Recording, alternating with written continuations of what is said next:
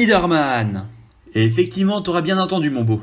Après la sortie de No Way Home, que je n'ai toujours pas vu, merci d'éviter les spoils, j'ai décidé de replonger dans ma tendre enfance en me retapant l'ensemble des Spider-Man, en particulier mes préférés avec Andrew Garfield.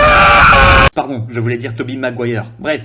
Et qui dit me refaire les Spider-Man, dit également refaire ce jeu que j'avais commencé il y a 1 an et demi de cela en vidéo. J'avais peur que le jeu ne m'attire pas plus que ça et que je laisse traîner le truc en longueur en remettant mon avancée à plus tard, en procrastinant. Au final, j'aurais mis moins de 2 semaines à voir la fin de l'histoire et pour sang, quelle fin!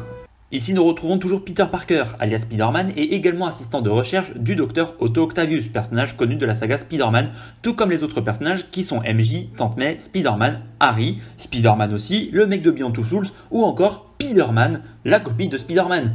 On ne change pas d'équipe qui gagne, et Peter doit garder à tout prix son identité secrète. Sans entrer dans les détails, nous commençons ici avec la traque de Fisk, puis un scénario à la Spider-Man, c'est-à-dire des méchants apparaissent, on trouve les méchants et on les tabasse. J'ai dit que je n'entrais pas dans les détails parce que sans vouloir vous spoiler, le scénario prend une tournure très intéressante et une direction que je n'aurais jamais imaginée venant de sa part pendant une très grosse partie de l'aventure. Cette aventure se vit dans un Manhattan en monde ouvert où nous pouvons voguer en tissant des toiles et en nous accrochant à n'importe quel gratte-ciel, n'importe quel immeuble ou encore n'importe quel arbre. Le gros point fort du jeu, c'est son côté spectaculaire. Visuellement, le jeu est beau, fluide, coloré, d'autant plus que les éléments paraissent tous cohérents. On a un vrai souci du détail ici. Il n'y a qu'à voir lorsque Spider-Man tisse une toile pour voyager dans les airs, la toile s'accroche toujours à quelque chose. C'est pour cela que nous volons par exemple à très basse altitude, à Central Park notamment, puisqu'il n'y a que des arbres. Et oui, pas d'immeubles, uniquement des arbres comme je vous l'ai dit, rien qui ne fasse 200 mètres de hauteur. Dans cette version de Manhattan, nous allons rencontrer divers ennemis, allant des malfrats de Fisk aux démons, les méchants du jeu plutôt dangereux avec leurs épées, et avec une ombre émanant d'elles. Les combats sont relativement impressionnants puisque les angles de caméra sont bien travaillés. On a quelques bullet time rendant le tout plus classe, des QTE, différents combos ainsi que plusieurs types de toiles différentes qu'on peut lancer sur les ennemis, allant de la toile classique à la toile grenade qui explose, immobilisant momentanément tout le monde. Là où au début le jeu pouvait paraître répétitif et ce dû au manque de variété dans les combats, l'arrivée de ces nouvelles fonctionnalités permet de diversifier le tout de manière progressive. Même si bon, au final, les combats finissent toujours par se ressembler. C'est d'ailleurs un point fort de ce jeu, la manière dont il apporte les différents contenus et fonctionnalités. En plus de découvrir progressivement la carte du jeu via un système à la Zelda... C'est Assassin's Creed qui a créé ça, abruti! Merci de ton intervention.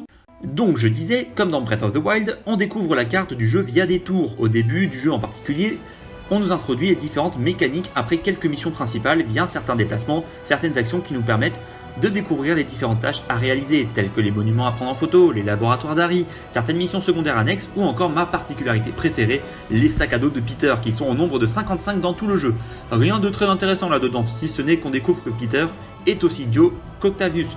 Non mais sérieux, le mec est censé avoir une identité secrète à préserver. Un peu comme toi à l'époque quand tu t'appelais Incognito 35. Mais t'étais pas mort toi? On retrouve des éléments contenant son nom, ce qui est assez ridicule, mais cela nous montre au moins qu'à New York, les gens ne possèdent pas plus de 2 points de QI, ce qui est assez incroyable comme performance, il faut l'avouer.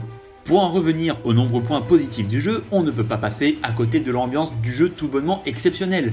Cette aventure est fidèle à l'ensemble de l'univers Spider-Man, l'humour est omniprésent et franchement de très bonne qualité, on a même certaines références assez subtiles, notamment... Parce qu'il y a le bon et le mauvais chasseur. J'arrive pas à croire que je viens de dire ça. Oh il a osé. Oh, il a osé citer les inconnus. Ouais, c'est pour la même chose, quoi. Bon, il y a le bon chasseur, puis il y a le mauvais chasseur, hein. Il y a le viandard, puis il y a le non-viandard. Je n'ai pas vu le temps passer sur Spider-Man. Il va donc être compliqué pour moi de vous dire exactement le temps qu'il vous faudra pour terminer le jeu en ligne droite. Sachez juste qu'en plus de l'histoire principale, vous avez les différents collectibles à récupérer, les missions annexes à débloquer pour libérer la ville du crime, un New Game Plus ainsi qu'un DLC que je n'ai pas encore testé parce que... Réponse en live, hein. Bref, Spider-Man sur PS4 a été un très bon jeu que j'ai beaucoup apprécié faire. S'il paraît facile et que les combats semblent répétitifs, de mon côté, je ne sais plus à quand remonte la dernière fois que j'ai été aussi enthousiaste à l'idée de terminer un jeu. Ce titre m'a ravivé beaucoup de souvenirs de quand j'étais enfant et que j'avais malencontreusement oublié, laissé de côté. J'ai fait l'aventure Spider-Man au meilleur moment possible à titre personnel. Je n'oublierai jamais sa beauté, son ambiance, son humour, son originalité, l'immersion accompagnée par cette musique si magnifique lorsqu'on s'élance. Par contre, la jaquette est moche. Viens donc t'abonner à ma chaîne. Ici on mène vraiment une vie de roi. Jalousé donc bien, oui. Viens donc t'abonner à ma chaîne et partage.